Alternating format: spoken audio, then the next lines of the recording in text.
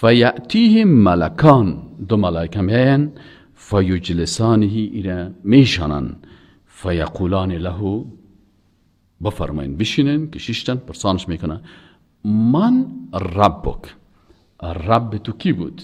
یعنی تو در زندگی دنیا باید ما معنای رب بفهمیم که رب کی هست. رب مفسرین و علما و آیات قرآن تفسیر میکنه که رب خلق کننده ما هست، رب روزی دهنده ما هست، رب شفا دهنده ما هست، رب زنده کننده ماست، رب میراننده ما هست. اینا اگه کسی به می عقیده مرده باشه که واقعا خلق کننده ما الله هست. حال بسیاری کس هست قبر خلق کننده قرار میته، میره تو غار شور میته، میگه او فلانی بر ما بچه بتی، ای الله دوست ما تا زوی را که. آیا ای ربوبیت الله را قبول داره؟ نه، خطرناک اینجاست. شفا دهنده، ابراهیم علیه السلام و اذا مرضت فهو یشفین. حال وقتی کس پیش ازی پرسان میکنه که شفا دهنده تو کی هست؟ آیا کسی که در دنیا سنگ شفا دهنده هات قرار میده، پایت برو در سنگ زیارت بشق، اون دو میره پایای خدا و دستای خدا در سنگ های بتخانه میشقه. مسلمان ها میرن در هر جایی که برابر شد برنشان. یکی دیگه وعلیکم السلام در چشمای خود قلف چینایی را که در زیارت بند است میشقه. حال شفا دهنده تو بربو هست، اسپند است، جن هست، سنگ است، انسان است، مخلوق است، پیغمبر است، ملائکه هست. ابراهیم علیه السلام میگه و اذا مرضت فهو یشفین. من که پدر پیغمبرها هستم، فرزندای من هم پیغمبر هستن و آخرین پیغمبرها هم از نسل ابراهیم علیه السلام است. میگه خودم وقتی که مریض شوم شفا دهنده من کی است؟ الله است. نه من خودم کس را شفا داده میتونم، نه فرزندایم میتونه و نه پیغمبرها و نه ملائکه، نه هیچ کس. پس این حال این شخص چون عقیده توحید درست داشته، من ربک، حال وقتی که سجل عقیده جور باشه فیقولو میگه ربی الله، رب ما الله هست، خلق کننده ما الله بود، روزی دهنده ما الله بود، شفا دهنده ما الله بود، زنده کننده و میراننده ما الله هست. ما هیچ وقت به بارگاه مخلوق نرفتیم که به من رزق بتی. کسایی که میگن که اگر امریکا نباشه در افغانستان باز افغانستان از گشنگی میموره، آیا به صفت رزاق الله باور داره؟ نه. باز بگو اینجا باز که ملائکه پرسان کرد باز فهمیده میشه. صدها چراغ دارد و بیراه می رود، بگذار تا که افتد و بیند سزای خویش. حالا اگه برش گفته شد باز فلسفه میگه، منطق میگه. شما منطقتان ضعیف است، شما دلایلتان قناعت‌آور نیست. شما در رمضان مردم دعوت میکنین به اعتکاف، ما در وقت علی حضرت تا 12 بجه شب در وقت تراویح خواندن در او طلای کابل موسیقی بود، رقص بود، ساز بود و بسیار افتخاری ده میگن. باز اونجا برات نشان داده میشه که ماه رمضان باید چی کنیم. فیقولان له ما دینک. حالا میگه دین تو چی هست؟ دین الملک یعنی قانون ملک. در سوره یوسف علیه السلام میگه او قانونی که تو بالای تطبیق میکردی کدام قانون بود که تو به او باور داشتی و میخواستی که سیستم اقتصادی، سیستم اجتماعی، سیستم اخلاقی، نظامهای مختلف مطابق از او برداشت بکنی. دین یعنی نظام اعتقادی، دین یعنی نظام عبادتی، دین یعنی نظام اخلاقی، دین یعنی نظام اجتماعی، دین یعنی نظام خانواده، دین یعنی نظام اقتصاد، دین یعنی نظام سیاسی. باز کسایی که امروز میگه که دین ما جدا میسازیم، دین اینجا باشه، سیاست اینجا باشه. دین در مسجد، سیاست از لینن، سیاست از ژان ژاک روسو، سیاست از سارتر، سیاست از گفته های مارکس، سیاست از دموکراسی و حکومت مردم توسط مردم. برای مردم. باز در اینجا الله ملائکه برش میگه که و ما دینک، وقت مسلمان است بغیر از شریعت الله در هیچ حزب سیاسی الحادی داخل نشده، در هیچ حزب قومی که ضد دین اسلام از داخل نشده، در هیچ فکر و اندیشی که فلاسفه الحادی به خاطر مخالفت با اسلام و دین او را ایجاد کرده در او داخل نشده. باز در این صورت میگه که جواب میگه که دینی الاسلام، دین ما اسلام بود الحمدلله. نه قانون امریکا را پذیرفتیم، نه قانون غرب پذیرفتیم، نه قانون سوسیالیسم پذیرفتیم، نه تسلیم قانون اروپا شدیم، نه تسلیم قانون. اینجا باز کسایی که تسلیم قانون غرب و اروپا میشن باز اینجا زبون باز از گپ میمانه. اگر بگویم باز ملائکه برش میگه دروغ میگی، گپ نزنی، نگو که دین ما دین اسلام است. اونجا باز خدا پد کدام نمیتون شده، یک ملائکه ای طرف است، یک ملائکه ای طرف است، دیگه ملائکه شاهده هستن. خب بعد از او فیقولون له ما هذا الرجل الذي بعث فيكم، این شخصی که در بین شما مبعوث شده بود که شما باید او را رهبرتان بگیرین، اسوه‌تان بگیرین و الله برتان گفته بود ولکم فی رسول الله اسوة حسنه. کی بود؟ این حال میگه این شخص اگر رهبر خود رسول الله صلی الله علیه و سلم گرفته باشه. ما یک مسلمان الله برش رهبر معلوم کرده، یکی رفت احمد رهبر خود گرفت، یکی محمود گرفت، یکی کلبی گرفت، یکی مقصود گرفت.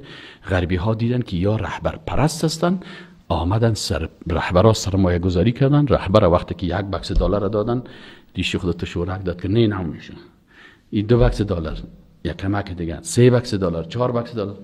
وقتی که تیاری پر از دلار برش نشان داد، ایمانش رفت او شد. شاگردایش هم چون الله پرست نبودن، مخلوق پرست بودن، باز میگه که امیر رهبر ما رهبر گرفتیم، اگر کت گفت جهاد کو در پشتش جهاد میکنیم، اگر کت روس معاهده کرد کتش روس معاهده میکنیم، اگر کت امریکا رفت کتش امریکا میریم. ما رهبر ما را تعیین کردیم. بازی رهبرش در روز آخرت پرسانش میکنه که امیر رهبرت بود، برو از پشت سر رهبرت. اما اگر رهبرش رسول الله صلی الله علیه و سلم باشه و با سنت و سیرت رسول الله صلی الله علیه و سلم زندگی کرده باشه، باز اون جمعه که هو رسول الله صلی الله علیه و سلم، این شخصی که مبعوث شده بود برای ما من حیث اسوه رهبر. بعضی کسا باز سر رسول الله صلی الله علیه و سلم تهمت میکنن، میگه رسول الله صلی الله علیه و سلم شریعت آورده بود، اما ما در گروه هستیم که اینجا اخلاق است، صفای نفس است، پاکی هست، این طریقی ما هست. به این معنی که رسول الله صلی الله علیه و سلم العیاذ بالله بخش اخلاقی، صفای نفس، پاکی قلب این نداشت. نه، او خود شریعت است. یا شریعت تنها در نماز و روزه و حج و زکات میبینن، اما آیات قرآن ها نمیفهمند که الله متعال گفته و رسول الله صلی الله علیه و سلم که این پیغمبر است که اول یزکیکم، اول آمده که شما را تزکیه کنه، و یعلمکم الکتاب و الحکمه و یعلمکم ما لم تکونوا تعلمون. سبحان الله. و یعلمکم الکتاب، وظیفه پیغمبر اول تزکیه هست، پاکی هست از اندیشه های فاسد و کفری و شرکی و بیدینی و جاهلیت و عقب ماندگی و بیدینی. از این تزکیه میکرد رسول الله صلی الله علیه و سلم، تخلیه میکرد در جای از او اخلاقیات اسلامی. بعد از او که سرت پاک شد از این مشکلات، باز میگه و یعلمکم الکتاب و الحکمه، باز بر شما الکتاب القرآن، الحکمه السنه. باز رسول الله صلی الله علیه و سلم امی 3 کاره آمد کرد، یزکیکم، یعلمکم الکتاب و الحکمه. خب وقتی که گفت که هو رسول الله، فیقولانی و ما علمک، چی علم داری؟ خواندی قرآن؟ خواندی سنت رسول الله صلی الله علیه و سلم؟ فیقول میگه بله قرأت کتاب الله فآمنت به و صدقت. بله من قرآن تو نخواندیم که یک صفحهش تو بیا در بخوان، یک صفحهش ما دیدید باشه نه یگان جای اینه من خیلیشم خواندم توی دیگهشم بخوان. خب خلاص کردیم حالا بیار شربت. قرآن ها تو بخوان که آیات قرآن در زندگی تو تاثیر داشته باشه و واقعا قرأت کتاب الله، وقتی که خواندم مفاهیمش فهمیدم فآمنت به او ایمان آوردم و صدقتم. فینادی مناد من فی السما، میگه صدایی میشه از آسمان ان صدق عبدی، راست گفت بنده من. فافرشوه من الجنه، در قبرش فرشی از فرشهای جنت برش اوار بکنین. و البسه من الجنه، در همینجا برش لباسهای از جنت بپوشانین. وافتحوا له بابا الى الجنه، یک دروازه هم باز بکنین از جنت. فیأتیه من روحها و طیبها، از خوشبویی های جنت، از هوای خوب جنت. و یفسح له فی قبره مد بصره، باز میشه قبل ازی به اندازی میگه که گشاده میشه به اندازی دیدن چشم. و یأتیه رجل حسن الوجه، در قبرش یک شخصی بسیار زیباروی میه، حسن الثیاب، بسیار لباس های خوب داره، طیب الریح، بوی بسیار عالی داره. فیقول ابشر بالذی یسرک، مشربات مبارک باشه، خوشا به حال تو، به چیزی که تو را خوشحال میسازه. هذا یومک الذی کنت توعد، این روز است که بر تو وعده داده شده بود. فیقول له، این متوفا پرسانش میکنه من انت، تو کی هستی؟ فوجهک الوجه یجیء بالخیر، چهره تو بسیار زیبا معلوم میشه، چهره زیبایی که بشارت خیر میده. فیقول، امی شخص برش میگه که انا عملک الصالح، ما اعمال صالحیت هستم. کنت والله سریعا فی طاعت الله، یقینا تو در اطاعت الله بسیار سعی و تلاش میکردی.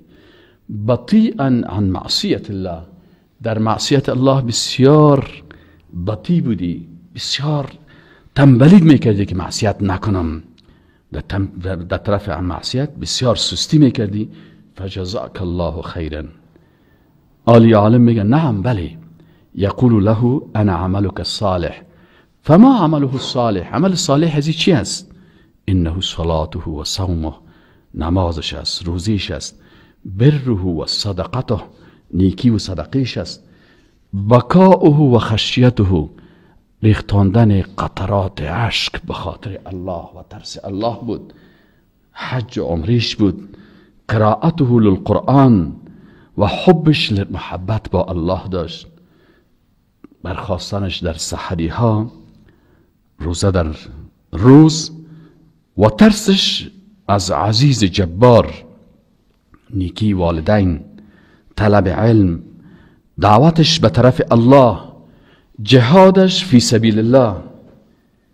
وقتی که انسان مؤمن این چهره زیبا رو میبینه، یبشره که بشارت میته، به طرف راست و چپ میبینه که قبر وسیع شده، فرشی از فرشهای جنت، تختی از تختهای جنت، و به طرف لباس خود میبینه لباس جنتی ها.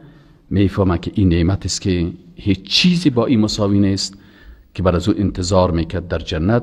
فیدعو ربه و یقول، میگه پروردگارا چقدر زیباست، اقم الساعه، منتظر قیام ساعت هستم تا به اهل و خانواده خود برسم. والسلام علیکم و رحمت الله و برکاته.